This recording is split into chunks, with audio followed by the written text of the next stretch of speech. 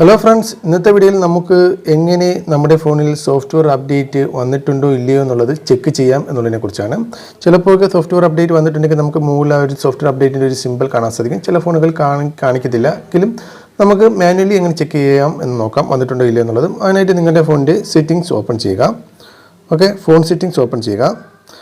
ആ ഒരു phone settings open ചെയ്ത ശേഷം നിങ്ങൾക്ക് അവിടെയായിട്ട് ചില ഫോണുകൾ മുകളിൽ സോഫ്റ്റ്വെയർ അപ്ഡേറ്റ് എന്ന് കാണാൻ സാധിക്കും. ചില ഫോണുകൾ താഴോട്ട് പോകുമ്പോഴത്തേക്കും താഴെ സോഫ്റ്റ്വെയർ അപ്ഡേറ്റ് എന്ന് പറഞ്ഞ ഓപ്ഷൻ കാണാൻ സാധിക്കും. അപ്ഡേറ്റ് സോഫ്റ്റ്വെയർ എന്ന് കാണാൻ സാധിക്കും. അല്ലാതെ അതിൽ ക്ലിക്ക് ചെയ്തുകൊണ്ട് നിങ്ങൾക്ക് അതിലേക്ക് പോകാവുന്നതാണ്. ചില ഫോണുകൾ ഇതൊന്നും കാണുന്നില്ല എന്നുണ്ടെങ്കിൽ നിങ്ങൾക്ക് ഇവിടെ എബൌട്ട് ഡിവൈസ് എന്ന് പറഞ്ഞൊരു ഓപ്ഷൻ ഉണ്ട്. ജസ്റ്റ് അതിലൊന്ന് ക്ലിക്ക് ചെയ്യുക.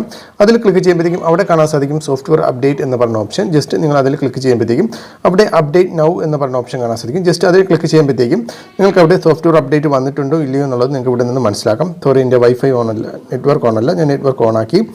അപ്പോൾ ഓണാക്കുമ്പോഴത്തേക്കും നിങ്ങൾക്കിവിടെ അപ്ഡേറ്റ് നൗ എന്ന് പറഞ്ഞ ഓപ്ഷനിൽ ക്ലിക്ക് ചെയ്യുമ്പോഴത്തേക്കും സോഫ്റ്റ്വെയർ അപ്ഡേറ്റ് വന്നിട്ടുണ്ടെങ്കിൽ നിങ്ങൾക്ക് അവിടെ അപ്ഡേറ്റ് ചെയ്യാനുള്ള ഓപ്ഷനും ഡൗൺലോഡ് ചെയ്യാനുള്ള ഓപ്ഷനും ഉണ്ട്. എനിക്ക് ഓട്ടോമാറ്റിക്കായിട്ട് തന്നെ എൻ്റെ ഫോണിൽ അപ്ഡേറ്റിംഗ് ആരംഭിച്ചിരിക്കുന്നത് നിങ്ങൾക്ക് ഇവിടെ കാണാൻ സാധിക്കും. 173 MB ഒരു അപ്ഡേഷനാണ്. അപ്ഡേറ്റിംഗ് കംപ്ലീറ്റ് ആയി നടന്നുകൊണ്ടിരിക്കുകയാണ്.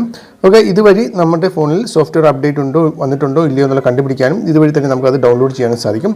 ഇനി നമുക്ക് ഇൻസ്റ്റാൾ ചെയ്യേണ്ട സോഫ്റ്റ്വെയർ അപ്ഡേറ്റ് ഡൗൺലോഡ് ചെയ്ത് ഇൻസ്റ്റാൾ ചെയ്യേണ്ട കാര്യങ്ങൾ അടുത്തൊരു വീഡിയോയിലൂടെ പറഞ്ഞുതരാം. അപ്പോൾ ഇന്ന് ബൈ.